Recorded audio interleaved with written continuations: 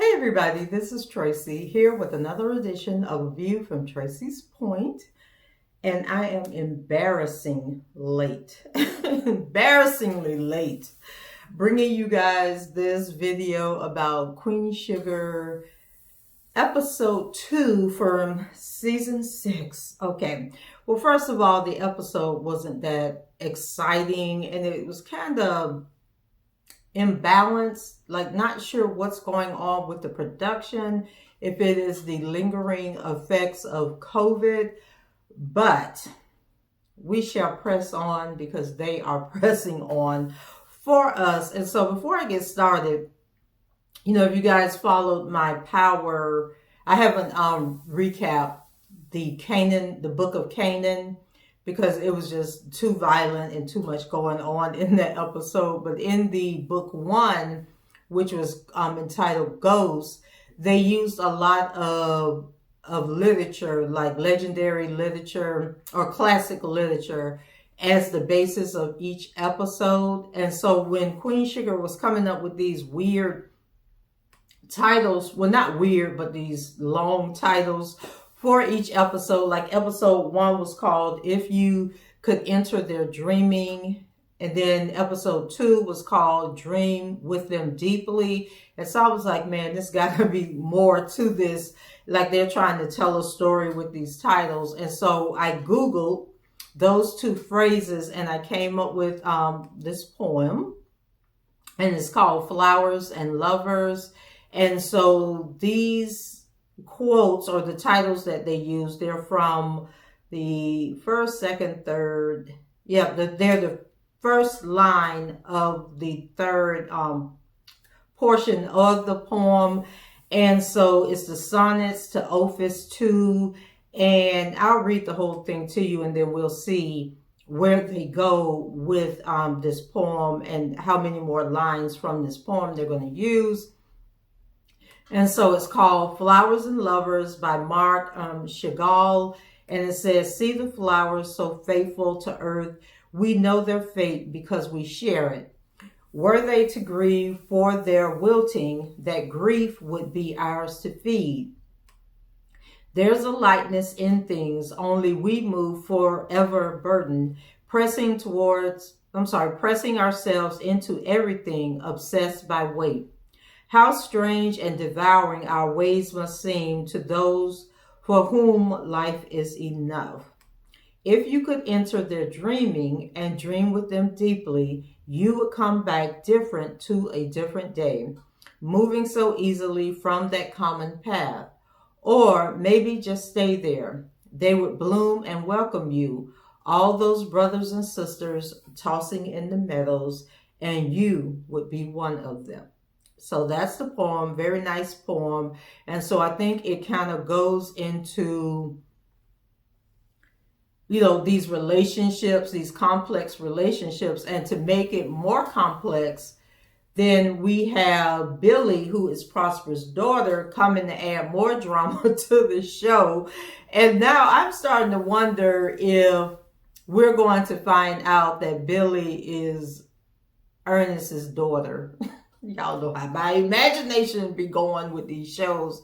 So I'm going to say that Ernest and Prosper's wife, or whoever she was, had an affair, and Billie is the product, and that's all this tension that's going on. But definitely something happened in the past involving the borderline kids and Billie, and I'm sure it is going to reveal itself later on in the season.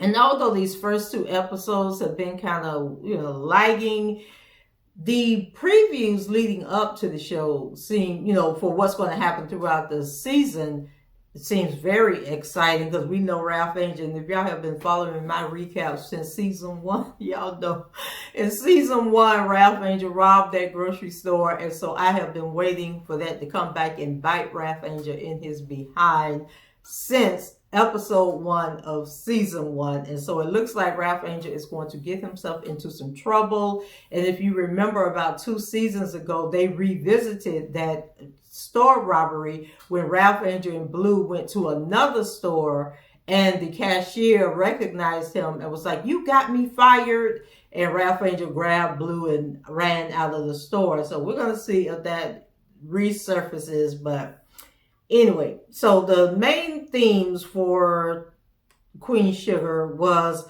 Prosper in the hospital, and the Bordelons getting into it with Billie, and then Charley returning from Los Angeles, but there was no Davis to be found. And once again, they have moved very far away from the storyline of Charley and Parker squaring off about this railroad trike going through, not railroad trike, interstate going through St. Joe, and them trying to take this land from the Boudreaux and some of the other black farmers, and the cemetery that is on this land that they're trying to run through and all of that. And we're going to blame it on COVID, that everything is at a standstill due to COVID. Although here where I live at, construction and City Hall shenanigans continued on through COVID. They just went to Zoom with it. But them construction workers were still out there building and working on the roads and all of that. So I don't know why that storyline has ended on St. Joe. And it could be because I don't know if Queen Sugar is facing budget cuts, but there's just something different. The writing is still there, but the writing is jumping all over the place, and we're getting from point A to point B way too quickly, and it's losing some of the substance in the storyline. So we're going to start off with the Bordelons minus Charley are all at the hospital, waiting to get word on Prosper and his condition. And Aunt Vi comes in and basically tells them that they can go home and get some rest. And Prosper's daughter, Billie, arrives, and there's this immediate tension between her and Aunt Vi. And so we can tell, right off the bat that she is not fond of the Bordelons and has some guilt about not seeing her dad more often, because I think Billie lives in Chicago. So the doctor comes out and Billie lets him know, oh, he has good insurance. He has supplemental insurance. He has catastrophic insurance. And so she's basically letting them know, my father is insured. He needs the best care. Don't be trying to say, oh, well, there's nothing we can do and donate his organs and all that stuff, right? Because that's what they be doing in the hospital. Because I remember when my dad was laying up there about to take his last breath, child, they was trying to get us to turn that life support off and let him go on to glory. But I was like, we're going to sit right here until God say it's time for him to go. And that's exactly what happened. So anyway, she's like, you're not going to be using my dad as a guinea pig. Give him the best care, the best treatment. And then she also lets him know that she has power of attorney and that she is the only one that can be making medical decisions for her dad. So after Billie and the doctor leave to go, for him to take her to see Prosper, Aunt Vi tells everyone, that there's no reason for them to stay. She's going to deal with Billie. And so we learned that Darla has an OB appointment later on that day where her and Ralph Angel are going to learn the sex of the baby. Hollywood has a TV station that's coming in to interview him at the spot because the spot, is finally opening. And so they're coming to do that evening, and he wants Vi to be there, his good luck charm. Michah, was told by Aunt Vi, don't you call your mother, let her enjoy her trip in California and handle her business. And so he was basically like, okay, well, I won't tell her, whatever. And so then Darla says that she needs to go and drop off a prescription at the hospital pharmacy. And a lot of people don't know that if you get a prescription, you can go. Well, nowadays, it really isn't that big of a deal, because when you go to the pharmacy at the drugstores, they basically have all these discounts and rebates that they be trying to give you, that it doesn't really matter. But if you are short on money, like I have gone to the hospital pharmacy before, like leaving the children's hospital, and they're like, oh, just go across the street to the pharmacy and they'll fill the prescription. And what would have cost me like $20-$30 at Walgreens or CVS only cost me $2 at the hospital pharmacy. So before you go spending a bunch of money on prescriptions, see if the local hospital has a pharmacy that can fill that prescription for much less. So Michah says, he's going to walk Darla out. And then Nova was there, and she looks like she wanted to go and say something to Billie, who has come back in the room. But then she just shakes her head and walks off and leaves. So outside of Prosper's room, there's a scene where Aunt Vi is sitting outside the door and Billie approaches. And so she learns that Aunt Vi has signed off on the hospital putting Prosper into a medically induced coma. And Aunt Vi is like, well, I thought it was the best thing to do. You weren't here. And so Aunt Vi needs to learn to soften her tone and stop coming at people the way she does, because it's really annoying. And people aren't going to want to deal with her. And so this whole thing with Billie escalates to a place where it didn't need to go, because the doctor comes in and he says that, the treatment they were doing wasn't giving the effect that he wanted it to give. And so he wants to try this other treatment where they put Prosper, they use hypothermia, where they drop the temperature to like 35 degrees. And so, of course, Billie was already upset that Aunt Vi had made the decision without her knowing it. She said she was on the plane coming in from Chicago, and she felt that Aunt Vi could have waited. So that just fueled her fire. And so she's telling the doctor, why are you doing these experimental treatments? So they get to going back and forth. And the bottom line is Billie says that she does not want Aunt Vi. As a matter of fact, she doesn't even want any of the Bordelons coming to see her see her dad. And she tells the doctor, that they are not on the approved list. And Aunt Vi was like looking at the doctor like the doctor was going to overrule Billie in the matter. And the doctor was like, she is next of kin, so I have no control over this and you can't see him anymore. So that really didn't even have to go there if Aunt Vi would just mind her own business. So then there was a scene with Michah, and he's sitting outside the hospital in deep thought. And then a police officer, or it might have been a security guard, came by and like pushed him, because he was like bent over like this, and the guy pushed him on the shoulder. And so basically somebody was trying to push a patient up the ramp where Michah was sitting at, because he wasn't sitting like in a real seated area. It was like a planter type wall, a half wall. He was sitting on that. And so then all of a sudden, he gets a flashback of Prosper telling the police officer at the vaccine drive, like, don't be putting your hands on me. So Michah hasn't dealt with the situation with the police officer. And I'm going to be honest with you guys, because y'all know my patience are real short, right? So, okay, we're going to need Michah to deal with his issues about the incident that he had with the police, because them just bringing this back up season after season after season after season is getting a little old. And it's showing in the writing, something in the writing where they just hold on to storylines that aren't really going anywhere. And this Michah situation is one of them. So Michah needs to get some help about his anxiety and whatever lingering after effects he's having about that incident with the police, which was a very traumatic situation for him, which is why he needs to deal with it before he snaps and end up in another situation with the police that doesn't end so well. And so then, he's replaying what happened with Prosper. And then Hollywood walked up. That was what happened next. My thing rolled up on me.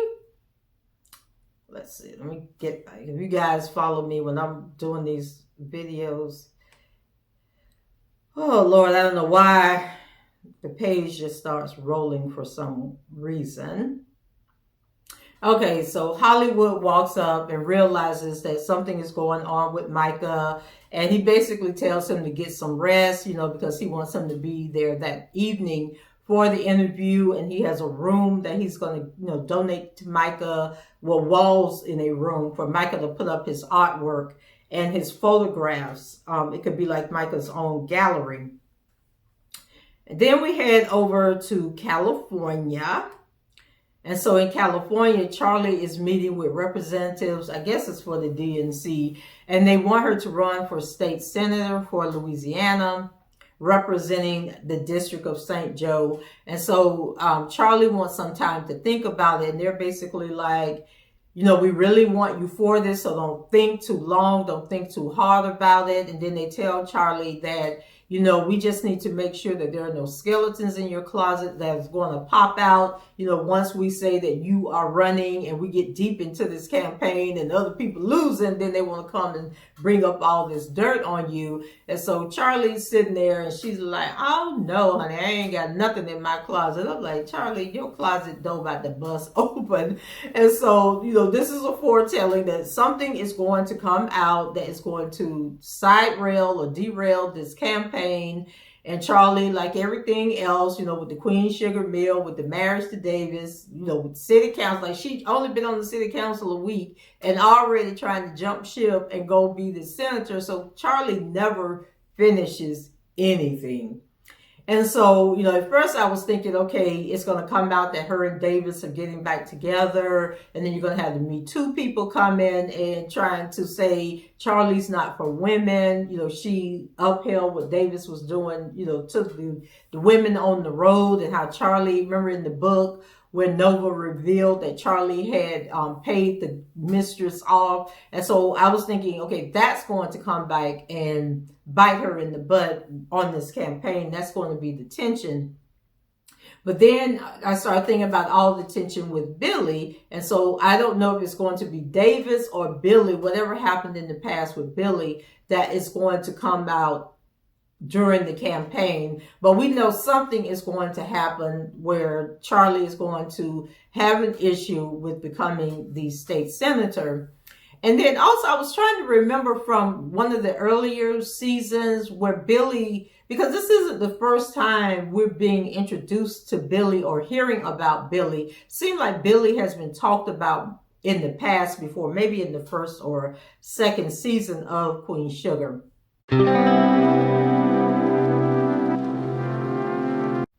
Or maybe it was last, when COVID hit and she wanted Prosper to come home and Prosper didn't want to come home.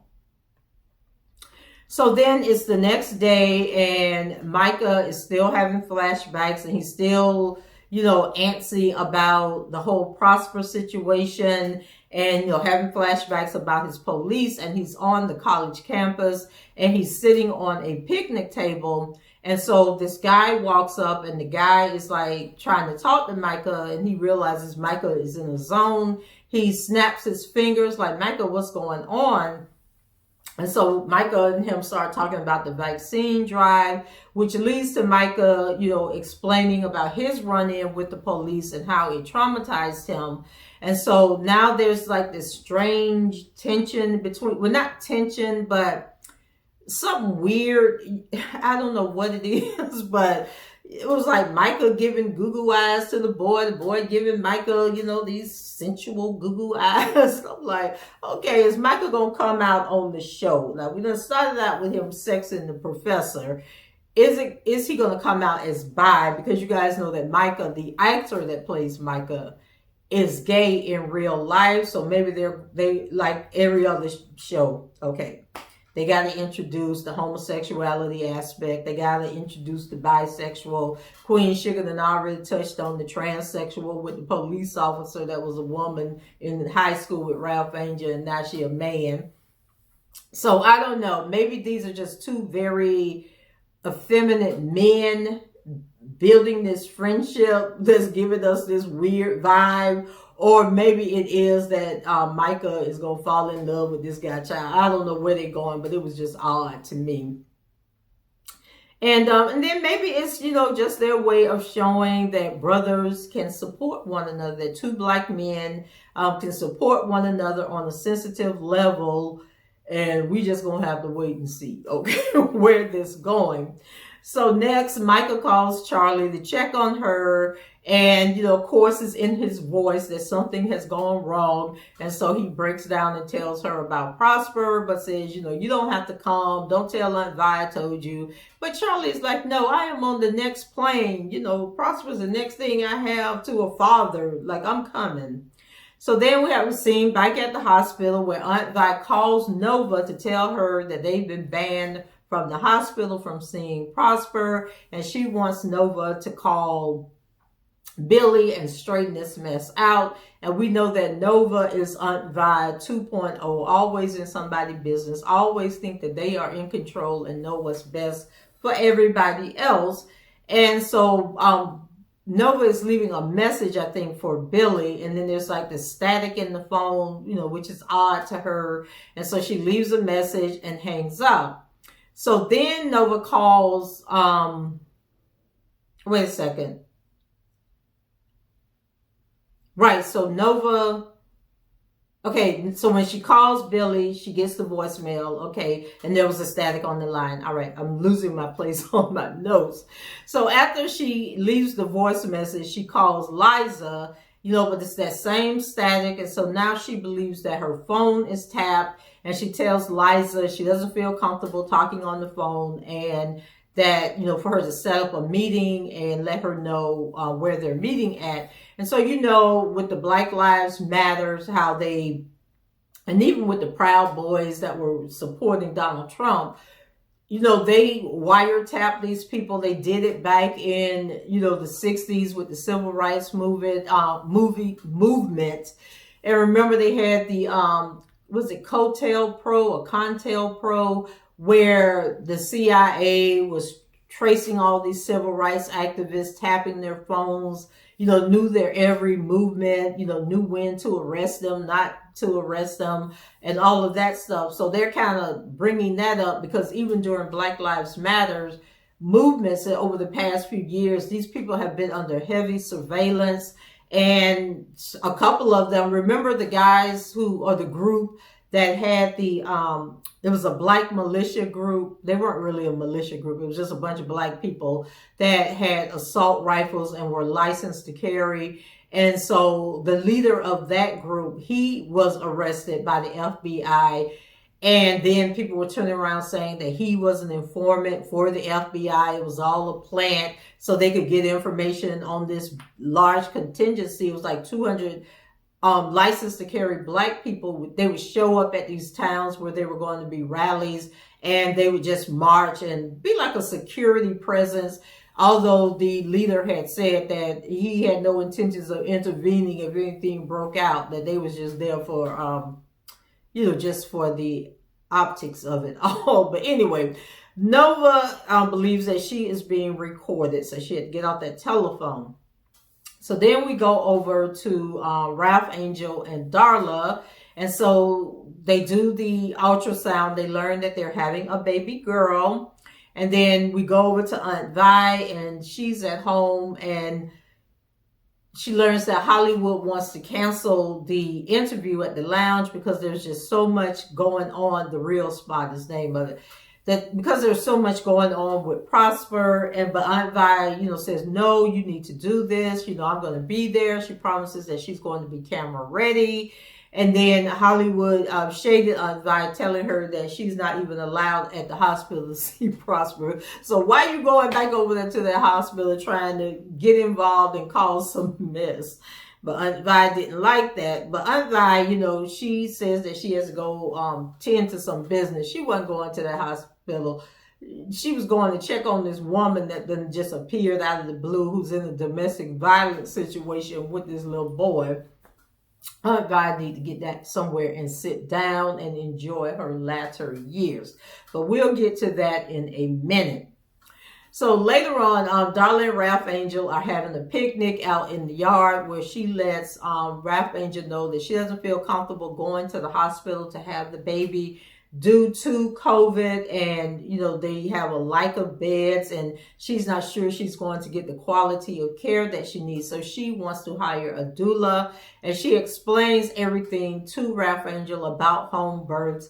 And Ralph Angel basically lets her know if anything goes wrong, you're going to the hospital immediately. And we were like, okay, Ralph Angel, that's what the doula is going to say. Oh, girl, you need a C-section of the baby. The thing is around the umbilical cord is around the baby neck or whatever. We got to get you to the hospital. But he says he's on board with it. So Charley finally makes it to the hospital, and she runs into Billie. And Billie lets Charley know that she has limited visitation, and basically the Bordelons are not welcome at the hospital. So of course Charley was about to snap on Billie, but she pulled herself back and basically told Billie that she understood. And then she talked about her biggest regret was not getting to the hospital when Ernest was on his last breath, and that she hopes that Billie appreciates the fact that Prosper is still there, and still she still has an opportunity to make things right with Prosper and that type of thing. And so Billie lets her know that Prosper was the controlling one, because Charley says she tried to control the situation with Ernest, but Billie is like, well, I'm not the one controlling this situation. My dad is. So get it right, chick. So then later on, Nova runs into, and I think this Loretta chick has been on the show, but she goes and sees them. And so it was a guy there named Dominic. And so Dominic is teaching at Tulane, and he's setting up an exhibit called Blacks and the Migration North. And he lets Nova know that he's a fan of her work. And so Nova is under the impression that Dominic is Loretta's husband for some reason. So maybe Loretta is not a friend of Nova's, that she's just some chick in town that Nova knows of. Then it switches over to Hollywood and Michah, and they're at the real spot getting ready for the interview. Hollywood is showing Michah around, and there was one room that he called the War Room. And I thought that was a really nice concept, because the spot has multiple rooms to it. And so in the War Room, it's like if two men are having an issue, then they can come to the spot, and then I guess a couple of people will mediate, and they go into the War Room and hash it out, talk it out, so no guns have to be drawn. And I think that is where Michah is probably going to do his exhibit with his photographs. And of course, Aunt Vi still hasn't shown up. And this is why. Okay, so before she heads over to the interview, she stops at that motel again, and we learned that the woman that she's helping, her name is Celine, and she has a son named Gabriel. And you guys know I was saying, well, maybe it's Hollywood's ex-wife that they're going to bring back into the picture. And I would have liked this storyline better if that had been the case, but it seems like Celine is just some random woman. Like, we don't even know how Aunt Vi met this woman, okay? And so the other people were thinking maybe it was Jimmy Dale's girlfriend. Remember from the 2 seasons ago, season 4, when Jimmy Dale showed up. But no, it's not her either. So I guess we're going to find out who Celine is. But anyway, Celine has called Aunt Vi because she called her son texting his dad. And so long story short, Aunt Vi brings them. She came over and she brought something. I thought she brought dinner, but then they asked her to stay for dinner and told Aunt Vi what they had cooked. And so I was like, I can't remember what Aunt Vi brought. But anyway, Aunt Vi realizes that they have bad Wi-Fi in the hotel, and that this text message that the little boy was trying to send didn't go. And so she deletes the message. She talks to the little boy and tells him why he can't be texting his dad, that it will be dangerous for them. And then they ask Aunt Vi to stay for dinner. Aunt Vi knows she needs to go over there to Hollywood, but she says, okay, I'll stay for dinner. And long story short, she missed the entire interview with Hollywood and the news station. So then there was a short scene with Darla and Ralph Angel, and Darla is cooking like this I don't know if it was vegan or a vegetarian meal. I don't know what was going on. She was cooking some stuff I had never heard of. And she was telling Ralph Angel, you know, they're only going to have real meat 3 times a week, that she has got to watch her diet and everything and make sure she's healthy and in the best condition for them to do the home birth. And so she asked Ralph Angel to go and pick up her prescription from the hospital pharmacy, and Ralph Angel was looking like, oh damn. And I'm thinking that Ralph Angel is probably only about $2 or $3, but he was looking like he didn't have no money to get that prescription, y'all. So financial issues with Ralph Angel and Darla are at an extreme at this point. So then he reveals his reservations about Prosper. So he was kind of like making it that he didn't want to go to the hospital because of Prosper being there. And I'm thinking he's probably thinking about when Ernest passed away. So this is probably really impacting Ralph Angel really bad. And so he eventually leaves and opens up to Darla. I'm sorry, after opening up to Darla. And so then we have a scene with Charley, and I think she was on a Zoom call with disgruntled citizens of St. Joe who are rightfully upset that Charley is off in California living her best life, trying to plot her new career. And they are back there in St. Joe, don't know what's going on. How long is COVID going to last? Just so much craziness going on. And so Charley, girl, you about to drop the ball again. And it's like the same thing with the farmers. Remember when she opened up the sugar mill and then things were going on with the farmers, and Charley was like, you know, Charley is great with creating a big idea, a big plan, but then when it comes to the small things and taking care of the people she's claiming to want to help, then things kind of like fall apart. So Nova speaks to Billie about, you know, them not being able to come to the hospital. You know, they have like they're reminiscing about high school, and Billie says that Nova was born to be, you know, for activism. So they're giving each other these accolades, and then Nova gets serious and basically tells her that she has no right to shut them out, especially Aunt Vi. And Billie lets her know Aunt Vi needs to stay in her place and stop thinking that she, you know, that the world revolves around her and that Prosper is not her blood relative and she needs to respect her as the daughter, blah, blah, blah. And so she lets Nova know that she had offered to bring Prosper to Chicago, but Prosper refused. And Nova, you know, she's all stoic, you know, well, Prosper loves St. Joe. This is his home. The Borderlones are his home. And then she basically tells Billie that she owes her. We don't know what that means, but we're going to find that later. And then Billie shuts up, and then Nova tells her to put Aunt Vi back on the visitors list. And Billie promises to do so if Nova can keep Aunt Vi in check. But Nova just walks out like, you know, she just rolled in, like the cavalry rolled in, saved the day, and rolled back out. Just disrespectful to this woman and what she's going through and the fact that that is her father. So then Aunt Vi finally makes it home, comes up with this lie about why she missed the interview.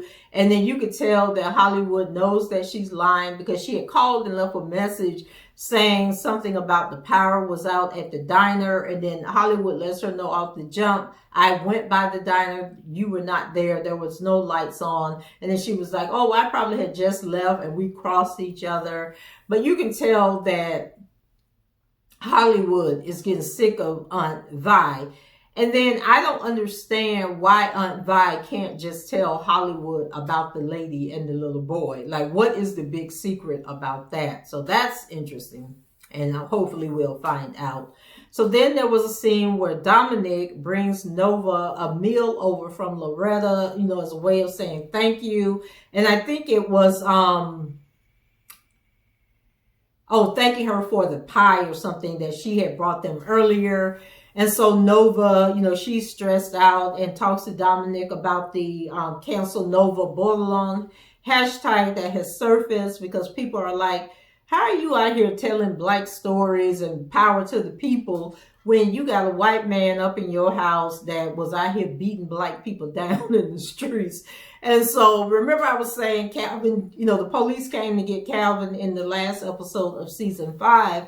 And then we haven't heard anything else about Calvin. So Nova basically saying that her private life is her private life, and she ended up losing the man that she loves. And that was all she said. So we don't know if Calvin is in jail, if he gave a testimony and Nova broke up with him. We still don't know that. And Nova feels that she doesn't owe the people an explanation about her work. Like, she's telling them a story, helping them out, but her personal life is her personal life. And Dominic explains to her that that's not how it works, that when you're asking people to support you, you're inviting people into your business, and they expect you to have a certain decorum about you. If you're power to the people, pro or anti-police, then you need to be anti-police, anti-white people in your life. And if this man has shown himself to be a racist, then we need to understand how you're in love with this man and he's out here doing these horrible things to black people. So Dominic, sorry guys, I lost my place again. So then Dominic listens, and he does his best to try and get Nova into a better mood. And then it was at this point that, because Nova was like standing at the door, peeping through the door, but then she found out that Dominic was not Loretta's husband, that he was actually the brother. And then she comes up, at some point she came outside and stood on the porch, and then they continued their conversation. So that might be a love interest for Nova. Oh, let's see. So then, this is what I'm talking about, the sketchy writing.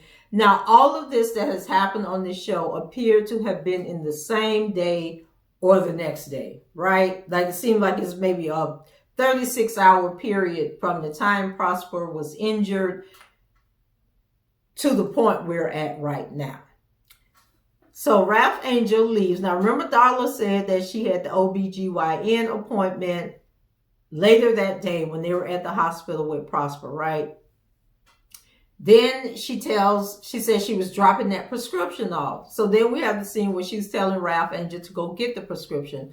So now Ralph Angel is at the hospital. He walks into Prosper's room, and now their flowers are still sitting on the table, but the bed looks like Prosper's no longer there. Okay, the bed, I think it was just a pillow laying in the middle of the bed. Ralph Angel is freaking out, thinking that Prosper has gone on to glory, when all of a sudden Prosper comes out of the bathroom pushing his little IV. And I'm like, how do you go from being in a medically induced coma to the hypothermia to you up out the bed walking around with no visible signs of trauma? But that is what they left us with, y'all. Like, come on, Queen Sugar. Y'all are better than this. And so we don't know if this is a whole different day, a week later, that Ralph Angel is going to the hospital to see Prosper, or if it's the same day that he went to pick up the prescription and decided to go see Prosper. We have no idea how much time has passed. And so he was giving Prosper a picture of the ultrasound and saying that he was having a little girl. And Prosper basically told him to love his little girl better than he was able to love Billie. And then that was pretty much it. I am so confused. They hug each other, tears fall, and that was pretty much the episode. So you guys, what did you think? Did you enjoy this episode of Queen Sugar? Do you think they're like not developing the scenes as much as they should? Did you have questions about the whole Prosper being able to walk out of the bathroom like I did?